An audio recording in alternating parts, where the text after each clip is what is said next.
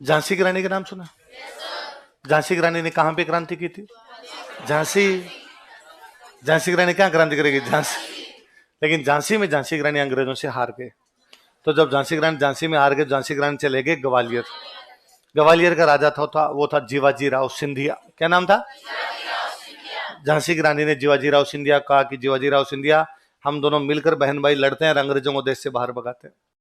जीवाजी राव सिंधिया ने कहा, सॉरी दीदी, आपकी और अंग्रेजों की नहीं बनती, क्योंकि आपको बेटा गोद लेना और अंग्रेज बेटा गोद लेने, अपने अंग्रेज दोस्त हैं, अपने अंग्रेजों के साथ कोई दिक्कत है। तो झांसी की रानी का भाग्य से पंचायती करता है। तो झांसी की रानी ने जीवाजी राव सिंधिया को ग्वालियर से भगा दिया।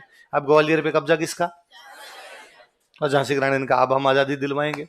ग्वालियर के लोगों ने भी कहा कि झांसी की रानी आप संघर्ष करो, हम आपके। तो वहां ग्वालियर में एक सेठ जी रहते हैं, उन सेठ जी का नाम था अमरचंद मांझी। ये आए सेठ जी ला के अपना जितना धन था झांसी की रानी को ला के दिया। या तो भामाशाह ने दिया था महाराणा प्रताप को, या अमरचंद मांझिया ने किसको दिया? कि रानी आप संघर्ष करो, पैसों की चिंता मत करो। रानी लड़े और रानी लड़ते हुए ग्वालियर में वीरगति को। अब अंग्रेजों ने वापस कब्जा किया ग्वालियर पे, जीवाजी राव सिंधिया को वापस राजा बनाया। अब अंग्रेजों का लिस्ट बनाओ कौन कौन झांसी की रानी के साथ था, और पता चला कौन थे। पैसे टके लाके किसने दिए थे? तो अमरचंद मांझिया को फांसी लगा दी गई। किस्सा तो यही समाप्त हो जाता है। राजस्थान के इतिहास से कोई भी लेना देना। लेकिन बाद में हमें पता चला कि बांठिया, ये नाम तो अपना है यार। हमने पता लगाया तो पता चला बांठिया जी का परिवार बीकानेर से ग्वालियर गया था। कहां से गया था? हमने कहा कोई तो लेना देना है, बीकानेर के तो थे, लिखो। और अपने ये थोड़ी सी आदत भी है, अपना कोई भी आदमी अपने से बाहर जाके बड़ा काम कर दे तो हमें लगता है कि नहीं, ये सबसे खास आदमी है, पहले हम उसकी तरफ ध्यान भी देते। जेडी वेंस उपराष्ट्रपति बने। अमेरिका का उपराष्ट्रपति कौन बना? तो हमने पता लगा कि लुगाई इंडिया की है, उषा वेंस। क्या नाम है? उषा सोच रही है मैं पहले भी यही थी, कोई भी मिलने के लिए आया। कल मोदी जी बर्थडे मना के बेटे का, उनके बेटे का बर्थडे, मोदी जी गए हुए थे। मोदी जी का लो मैं आता हूँ भाई मनाने के लिए, इंडियन मूल के हैं, इंडिया के हैं, लो आपके घर पे जाता। पता चला अमेरिका के अंदर वहां पे कोई अधिकारी बनाए गए ट्रंप की गवर्नमेंट के अंदर, हरमीत कौर ढिल्लो। वहां पे एफबीआई जो उनके जासूसी एजेंसी है, काश पटेल। कौन बनाए गए? वहां पर एक और अधिकारी बनाए गए, श्री राम कृष्णन। कौन बनाए गए? हम बाकायदा नाम पढ़ रहे हैं कौन कौन इंडियन है जो ट्रंप की गवर्नमेंट में कुछ ना कुछ बना दिए गए। उषा वेंस के पति, आधा तो ही गया। उषा वेंस तो अपनी है, जेडी वेंस है नहीं है। काश पटेल, हरमीत कौर ढिल्लो, श्री राम कृष्णन। और हम सोच रहे थे तो ट्रंप जीत गया। यदि कमला जीत जाती तो अमेरिका का राष्ट्रपति कौन हो जाता? इंडिया का। सामने कमला हैरिस ही तो थी, तो कमला हैरिस तो पूरी हो जाती। वहां हम अमेरिका में नाम देख लेते हैं, नाम है तुलसी गबार्ड। क्या नाम है? और एक इंडिया की, फिर पता चला इंडिया की नहीं अमेरिका की है, नाम तुलसी है। उनका परिवार हिंदू धर्म को मानने लग गया, इसलिए अमेरिका के हैं, ईसाई हैं, पीढ़ियों से वही रहते हैं, इंडिया से कोई लेना देना नहीं है, हिंदू धर्म को फॉलो करने लगे, इसलिए नाम क्या रख लिया? तुलसी। पर हम उन चीजों को लेकर आते हैं, हाँ यार ये है। आजकल तो क्या फिर भी इंडियंस खूब यूं बड़ी बड़ी जगह पर जाने लग गए। ब्रिटेन में तो प्रधानमंत्री बन गए थे, ऋषि सुनक बने गए थे, और भी खूब बड़ी बड़ी जगह पर पहुंच जाते हैं। मेरे को याद है पहले अमेरिका में हमारे एक नेता थे नवीन जिंदल। नवीन जिंदल नहीं, बॉबी जिंदल। क्या नाम था? नवीन जिंदल तो अपने यहीं के, बॉबी जिंदल एक नेता थे। और बॉबी जिंदल वहां पर एमएलए बन गए। क्या बन गए? तब भाई साहब वहां एमएलए, जैसे अपने एमएलए होते हैं वैसे वहां एमएलए बन गए। तब एमएलए बनना बड़ी बात हुआ करती। और अपने अखबारों ने लिखा, बॉबी जिंदल ने फहराया तिरंगा। अमेरिका में जाकर बने हैं एमएलए। अब भारत और अमेरिका के रिश्ते होंगे और मधुर। बॉबी जिंदल सोच रहे यार मैं मधुर कैसे करूंगा। थोड़े दिन बॉबी जिंदल बड़े मेहनती आदमी, थोड़े दिनों बाद बॉबी जिंदल बन गए वहां पर मुख्यमंत्री, कैलिफोर्निया प्रांत के। कौन से? वहां अपने मुख्यमंत्री बनते हैं, वहां गवर्नर बनते हैं, तो कैलिफोर्निया क्या बन गए? गवर्नर। हमने और कहा बॉबी जिंदल ने कर दिया भारत का कद ऊंचा, अमेरिका के कैलिफोर्निया पर कर लिया है कब्जा। अब भारत और अमेरिका के रिश्ते और होंगे मजबूत। बॉबी जिंदल और मेहनती आदमी, 2016 में जब वहां पर चुनाव होने थे, राष्ट्रपति के चुनाव, तो अमेरिका में दो पार्टियां हैं, एक है डेमोक्रेटिक, एक है रिपब्लिकन। कौन कौन सी? अमेरिका दुनिया की सबसे पुरानी डेमोक्रेसी, सबसे पहले वैसे तो ग्रीस मानी जाती है, पर आज के देशों के अनुसार जो आज व्यवस्था है सबसे पहले अमेरिका में आई थी, पहले मेच्योर डेमोक्रेसी है वो। वहां पे दो पार्टियां हैं, एक है डेमोक्रेटिक और एक है रिपब्लिक। राष्ट्रपति के चुनाव होते हैं तो पहले पार्टी पार्टी वाले मिलके पूछते हैं कि राष्ट्रपति कौन बनेगा। तो जैसे मान लो आप डेमोक्रेटिक और आप रिपब्लिक हो, तो आप डेमोक्रेटिक वाले आपस में बात की कि यार कौन बनना चाहिए, रिपब्लिकन वाले आपस में बात करेंगे कौन बनना चाहिए। तो रिपब्लिकन वालों ने बात की भाई इस बार अपने राष्ट्रपति कौन बनना चाहिए, तो दो लोगों ने हाथ खड़े कर दिए, एक तो ट्रंप, एक बॉबी जिंदल। कौन कौन? अब क्या करो साहब, दो आदमी खड़े हो गए, तो क्या पहले पार्टी पार्टी में वोटिंग करवाओ, पहले रिपब्लिकन वोटिंग करो कि बॉबी जिंदल को खड़ा करना है या ट्रंप को खड़ा करना। उस वोटिंग में जीते ट्रंप। कौन जीते?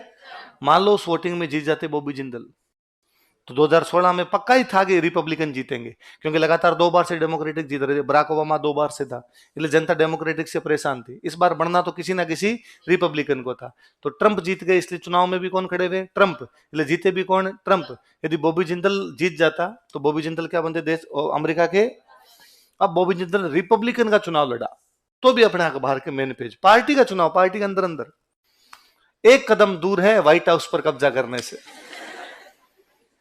बॉबी जिंदल खेल रहे हैं सेमीफाइनल, यदि सेमीफाइनल में हरा दिया ट्रंप को तो फाइनल में मुकाबला होगा डेमोक्रेटिक की हिलरी क्लिंटन से। क्या कर पाएगा भारत व्हाइट हाउस पर कब्जा? क्या और ऊंचा जा पाएगा हमारा तिरंगा? और दिल्ली भाई बॉबी जिंदल ये, बॉबी जिंदल वो।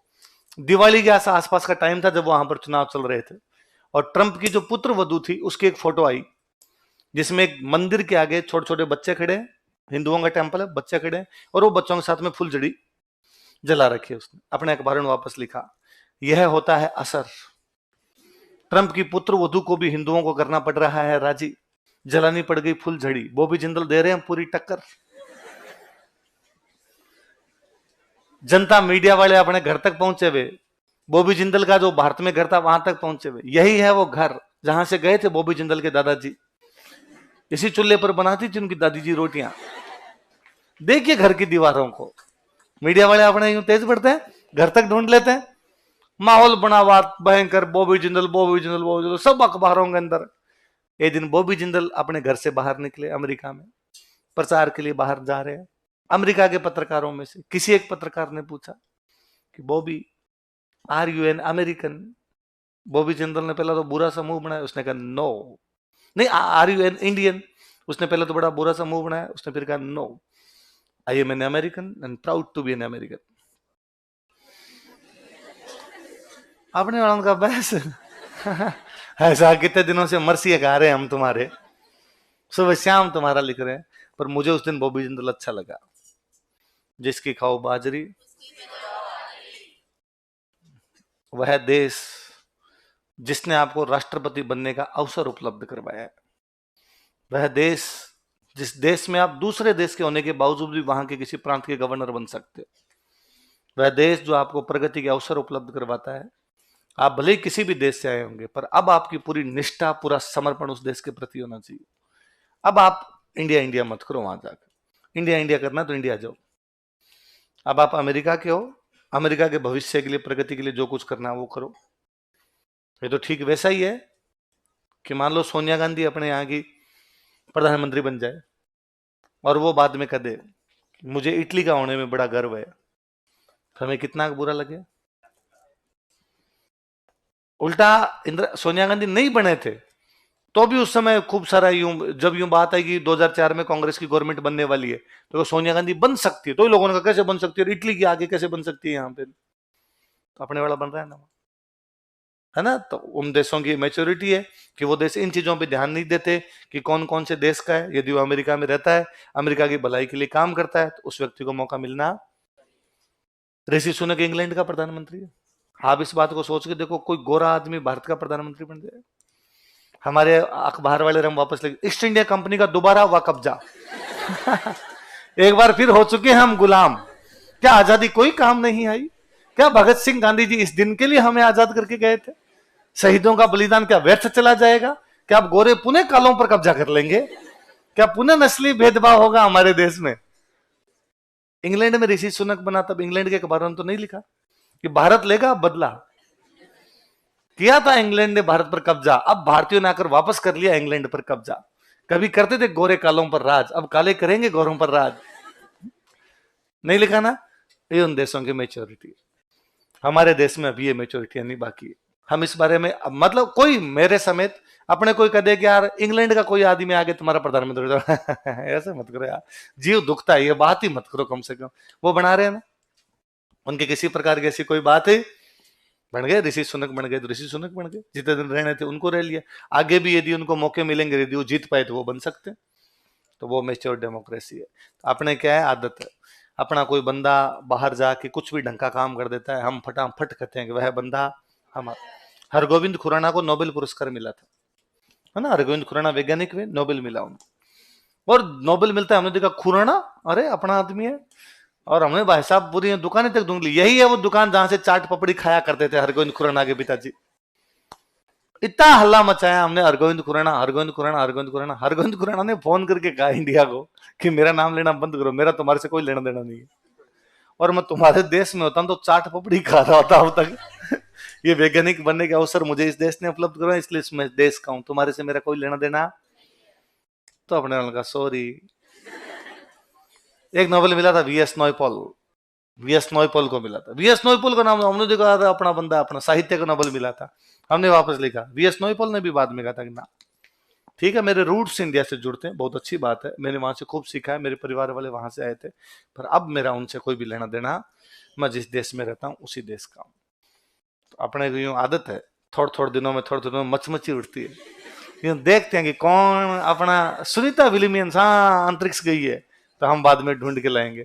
तो वो का वो कोई दूसरा अपने यहाँ पर आगे इस प्रकार काम करे तो अपने को अच्छा लगता है। तो ऐसे कैसे बांटिया जी थे तो बीकानेर के, बांटिया जी कहाँ चले गए थे? ग्वालियर। किसकी सहायता करते हैं?